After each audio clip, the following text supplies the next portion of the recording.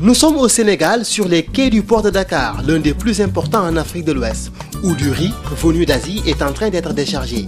À première vue, c'est une image anodine.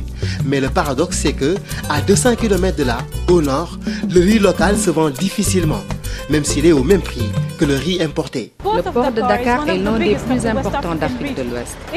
Chaque année, près d'1 million de tonnes de riz y est débarqué et ce riz vient concurrencer la production locale. Face à cela, pourquoi les petits producteurs locaux se battent-ils?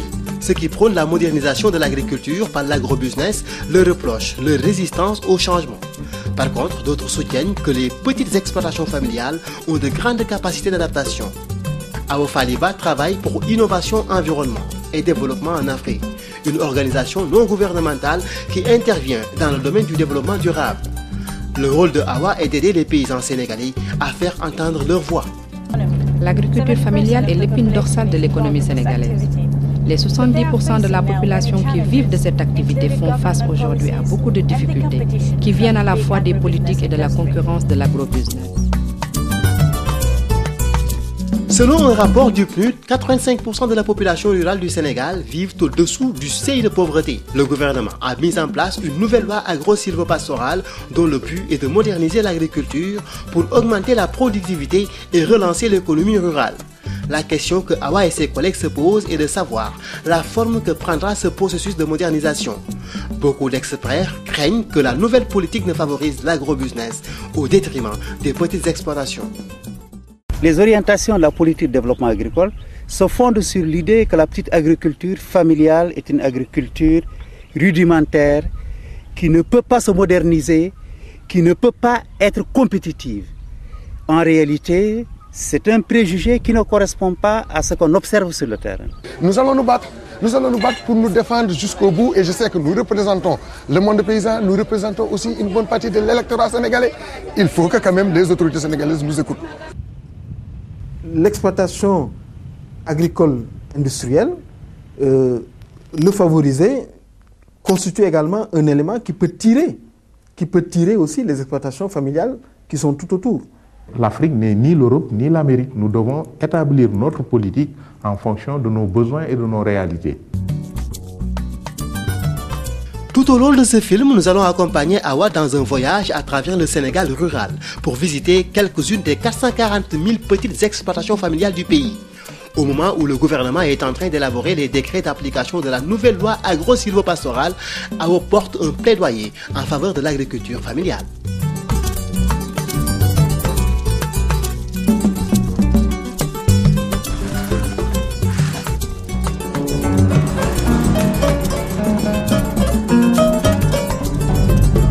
Nous allons rendre visite à un petit producteur maraîcher appelé Pateja et son expérience prouve que les petits producteurs peuvent être très innovateurs et sont disposés à investir si les conditions sont réunies. Il fait partie des paysans qui ont le mieux réussi dans la région parce que selon lui, il n'a pas peur d'adopter de nouvelles méthodes et d'investir dans de nouvelles technologies. Pateja a 2 épouses et 8 enfants. Tous travaillent dans son exploitation maraîchère et fruitière dans la bande fertile des Niayes entre Dakar et Saint-Louis.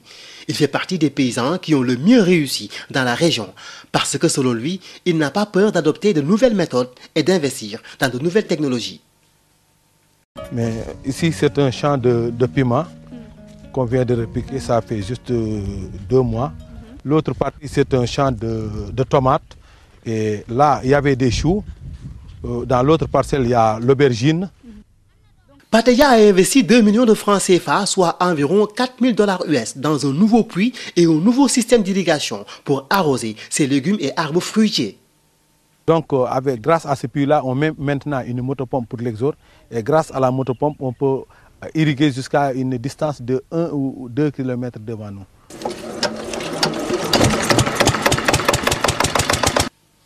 En dépit de la volonté et du dur travail accompli par toute sa famille, Pateja souffre de la concurrence des oignons et d'autres légumes importés. Si par exemple le gouvernement pouvait appuyer les producteurs au moins à arrêter l'importation au moment où nous produisons, là ce serait mieux. Ce message de parti a été transmis directement au gouvernement. Nous sommes venus avec Awa au ministère de l'Agriculture pour rencontrer le directeur. Ndiobo Diène est responsable de la planification des politiques agricoles. Il a à ce titre joué un rôle central dans l'élaboration de la nouvelle loi agro-silvopastorale du Sénégal. On est pays membre de l'OMC. On a pris des engagements. Les engagements, c'est il faut aller vers un système de commerce des produits agricoles le plus libéralisé possible. Ça, c'est un. Deuxièmement, tous les contingentements sont interdits. Donc, on ne peut plus le faire.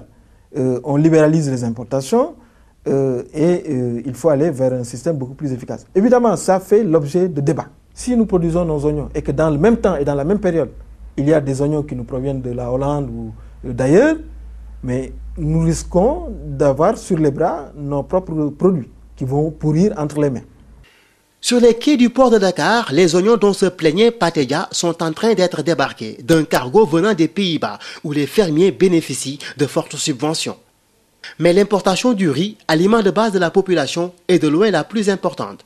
Le Sénégal importe chaque année entre 600 000 et 800 000 tonnes de riz, dont les 80% viennent de Thaïlande, où la production est subventionnée et peut être exportée à bon marché partout dans le monde. Voici un magasin sénégalais typique où les gens achètent le riz. Paradoxalement, vous n'y trouverez pas le riz local sénégalais. Par contre, vous trouverez le riz de Thaïlande, de Chine et d'autres pays de l'Extrême-Orient. Le prix est identique, mais le riz importé est plus accessible aux consommateurs sénégalais. S'il y a un secteur qui a été totalement libéralisé, c'est le riz. Donc les importations sont libres. Sur le marché, vous trouvez tous les types de riz que vous voulez. Et parmi cette gamme-là, devrait figurer le riz sénégalais. Alors, la grande question, c'est que le riz sénégalais n'arrive pas. Donc, il fallait se poser la question et interroger aussi les agriculteurs, notamment ceux de la vallée du fleuve Sénégal. Pourquoi est-ce que ce riz n'arrive pas à Dakar? Awa et son équipe se rendent au nord du Sénégal, à Ross Béthio, dans la vallée du fleuve, où la majeure partie du riz du pays est cultivée.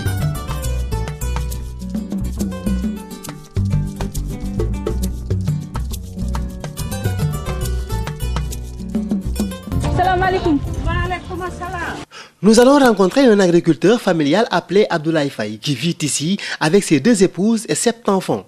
La famille d'Abdoulaye Faye produit le riz depuis plusieurs générations.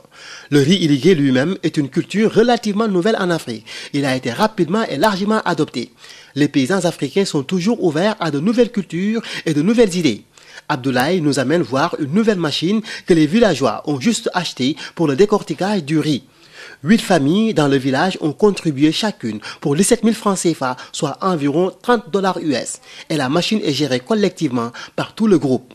L'idée est de produire le riz blanc que les consommateurs préfèrent et d'épargner en même temps les femmes de la corvée du décortiquage manuel. Autrefois, on transformait à partir de la main, mais c'était très difficile. Les femmes travaillaient à longueur de journée sans vraiment avoir de quoi. Alors maintenant, on a pu acheter ça pour au moins, on peut alléger la tâche des femmes.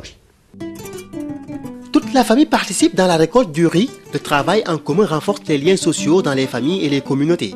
Il permet également de produire du riz compétitif à cause du faible coût de la main-d'œuvre. Par conséquent, le problème n'est pas essentiellement dans la production, mais dans la commercialisation. Bon, donc c'est un problème de marketing, plus ou moins de notre part.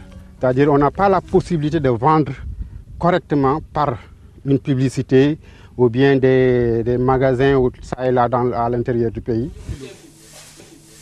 Dans l'entrepôt communautaire à Ross Béthio, Abdoulaye nous montre des tonnes de riz stockées, mais il n'y a aucun acheteur. Mais il y a de l'espoir. Une foire commerciale appelée Fiara s'est ouverte à Dakar et elle pourrait fournir de nouvelles opportunités pour les producteurs de riz. Vous le voyez, il y a tellement de riz, mais le riz ne part pas, il n'est pas vendu au point de vue national. Mais la Fiara nous permet de présenter le produit et d'avoir des commerçants qui viendront peut-être venir vers nous pour acheter le riz. Fiara se tient à la place de l'obélisque de Dakar. Les paysans viennent de partout du Sénégal et de la sous-région, dans l'espoir de faire de bonnes affaires en présentant leurs meilleurs produits au public.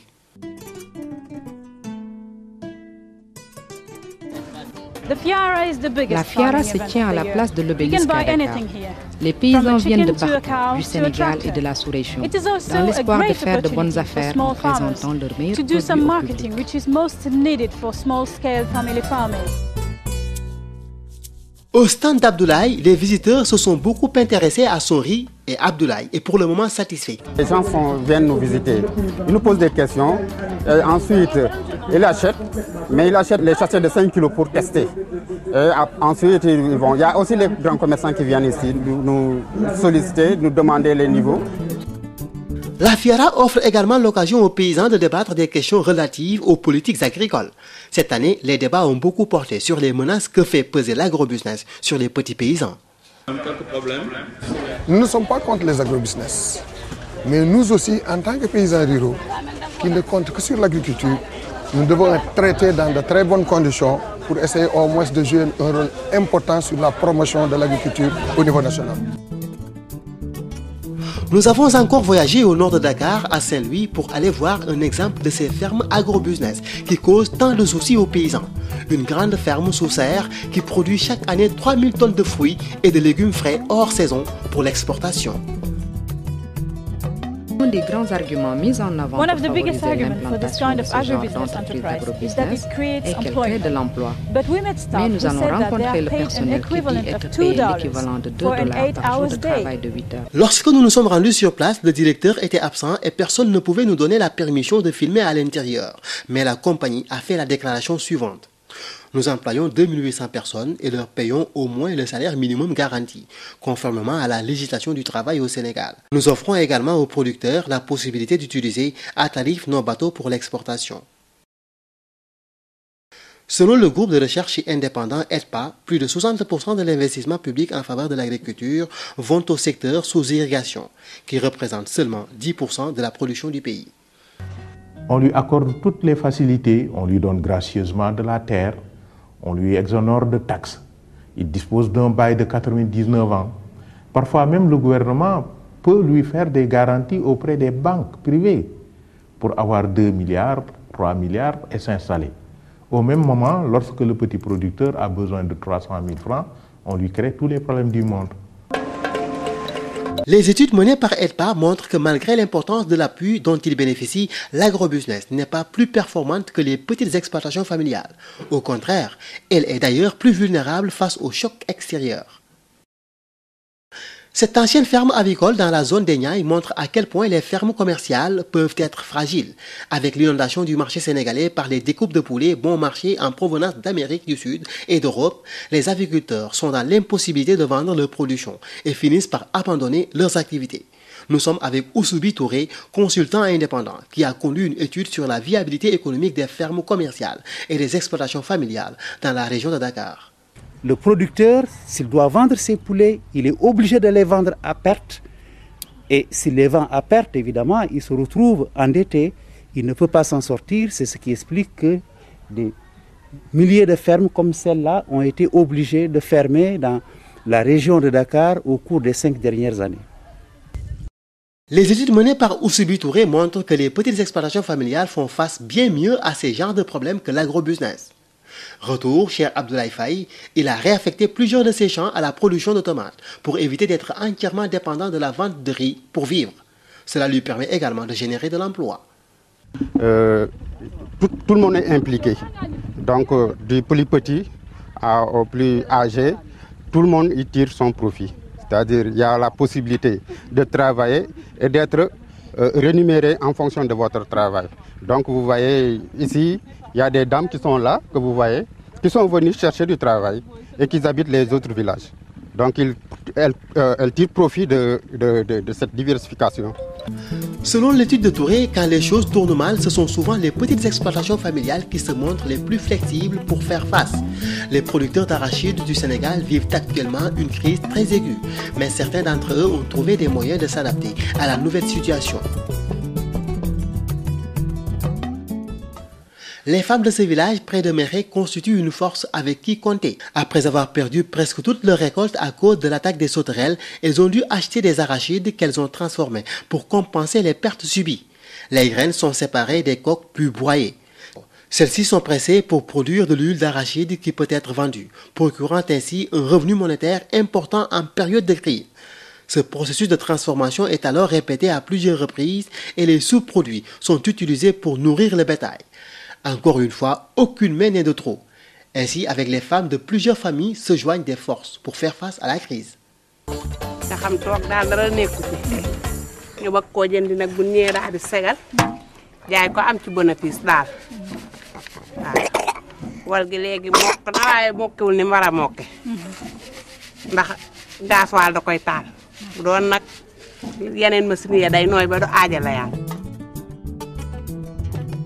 Durant notre visite, nous avons rencontré un des vieux du village qui nous a fait part de sa tristesse de voir le nombre de jeunes qui quittent le village.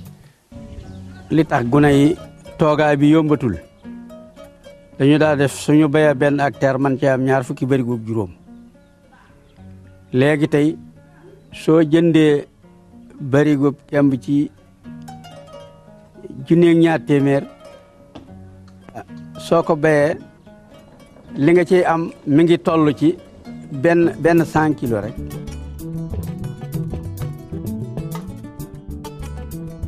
Pendant que nous filmions, une réunion réunissant les représentants de plusieurs villages se tenait sur place pour discuter sur la crise de l'arachide. Parmi les participants, Samba Mbaye, leader paysan à Méré. Le paysan est vraiment, il a des problèmes, il est frustré quand on lui dit que ton frère paysan a quitté le village parce qu'il a faim. Ton frère paysan a quitté le village parce qu'il n'a pas d'outils pour travailler la terre, parce qu'il n'a pas de terre. Donc, pour nous, c'est ça la solidarité, c'est quelque chose de très sacré. Là, nous avons aujourd'hui 4 villages, mais qui vont discuter de leurs préoccupations. Aujourd'hui, ils vont réfléchir l'après-criquet. Alors, la principale préoccupation, c'est les semences. Donc pour nous, c'est juste des concertations pour trouver nos propres solutions à nos problèmes. Et là, c'est vraiment important. Un autre point de discussion était relatif à la nouvelle loi agro-silvopastorale. Certains paysans craignent de perdre leur mode de vie en devenant des ouvriers agricoles pour l'agrobusiness. Moi, j'ai comme l'impression qu'ils veulent toujours nous voir pauvres. Est-ce qu'ils veulent que nous soyons développés? Moi, j'ai des doutes. Moi, je crois que ça, c'est un problème de droit. Le droit ne s'est jamais donné, nulle part dans le monde. Des gens se sont toujours organisés et ont été chercher leurs droits. On veut moderniser l'agriculture parce qu'on considère que c'est le moteur de la croissance. Et dans le même temps, on dit qu'il faut moderniser l'agriculture en passant à sa base, c'est-à-dire l'agriculture familiale. Mais en même temps, il faut promouvoir l'entrepreneuriat rural. Donc nous, c'est cette synergie-là qu'on cherche à voilà. Donc, on fait une place belle à tous les deux. La question essentielle est de savoir si l'agrobusiness et l'agriculture familiale peuvent coexister côte à côte et se compléter, ou si elles vont entrer en concurrence pour l'accès aux mêmes ressources. Il y a plus de compétition, de concurrence que de complémentarité. Un exploitant agricole qui s'installe, il ne peut le faire qu'en reprenant les terres d'un paysan. Donc il y a une compétition pour l'accès à la terre. Il y a une compétition pour l'accès à la ressource eau, qui est une ressource vitale pour réussir les activités agricoles. Il y a une compétition pour la mobilisation de la main-d'œuvre. Et il y a une compétition pour le marché. Une autre préoccupation concerne l'impact de l'agrobusiness sur l'environnement. Selon le PNUE, du fait de la faiblesse des ressources en eau et de la fragilité des sols, l'intensification agricole à travers l'utilisation des fertilisants chimiques soulève des questions environnementales sérieuses. Dans son exploitation près de Méré, Samba Mbaye nous explique pourquoi il croit que les petites exploitations familiales se soucient beaucoup plus de la préservation de leur environnement. Nous, on dit, cette terre-là ne nous appartient pas à nous. Ça nous a été confié par nos pères pour nos enfants. Pour nous, c'est très clair. Si j'ai détruit ma terre, je suis le premier à vivre quand même les effets. Donc, un peu pour dire qu'on ne doit pas scier la branche sur laquelle on est assis. C'est un peu l'idée. La dernière étape de notre périple nous conduit à la fête de la moisson de cette année.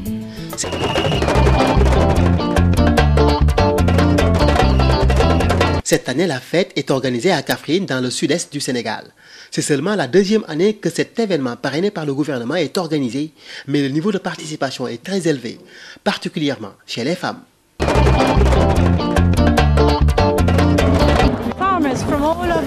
Les paysans viennent de toutes les régions du Sénégal pour montrer leur récolte. Ils en profitent pour exprimer leurs doléances aux décideurs. Ils reçoivent également des prix qui récompensent le bon travail qu'ils ont fait cette année. C'est la plus grande fête organisée à l'intention des petits producteurs. La fête de la moisson est aussi devenue une arène politique importante qui permet aux acteurs politiques de démontrer leur engagement en faveur des producteurs ruraux. La fête de cette année a été présidée par le Premier ministre du Sénégal. L'occasion était belle pour galvaniser les participants et solliciter l'adhésion des producteurs à la politique de l'État. En termes d'espoir, l'espoir commence à être permis parce qu'enfin, c'est une certaine acceptation d'un gouvernement ou de l'État sénégalais par rapport à certaines plateformes revendicatives des producteurs. Malgré toutes les difficultés et l'insuffisance de l'appui qu'ils reçoivent, beaucoup d'exploitations familiales parviennent à s'adapter et à se développer. On est en train de rendre cette agriculture beaucoup plus performante.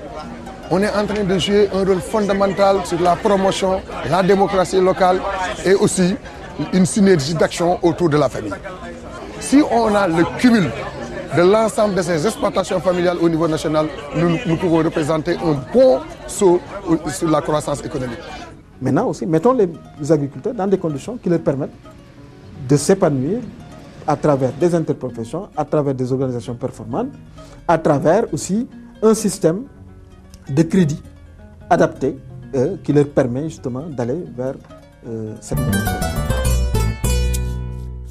Les exploitations agricoles familiales disent qu'elles sont bien là et décidées à rester et continuer à pratiquer l'agriculture. Pour cela, elles devront gérer durablement les ressources en terre, qui constituent la base de l'agriculture.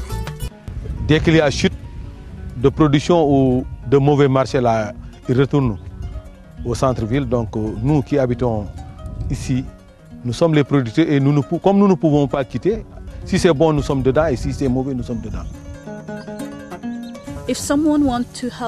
Si nous voulons développer l'agriculture, nous devons appuyer les exploitations familiales agricoles. Elles tiennent à préserver les terres que leurs ancêtres leur ont léguées afin de les transmettre aux générations futures.